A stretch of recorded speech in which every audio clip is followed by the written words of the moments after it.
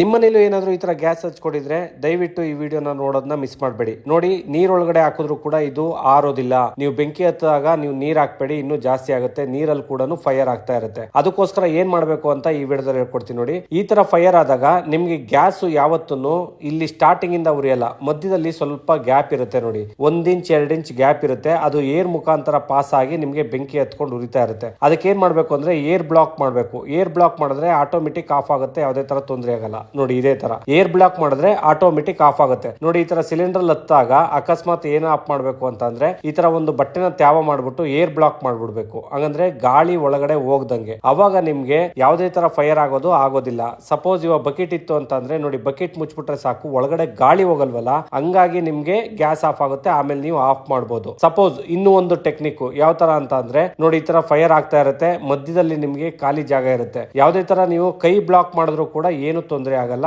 Gas off ಆಗುತ್ತೆ. ಹಾಗಂದ್ರೆ air block ಮಾಡೋ ಕಾರಣದಿಂದ ಬೆಂಕಿ ಅನಾಹುತನ ನೀವು ಕಂಟ್ರೋಲ್ ಮಾಡಬಹುದು.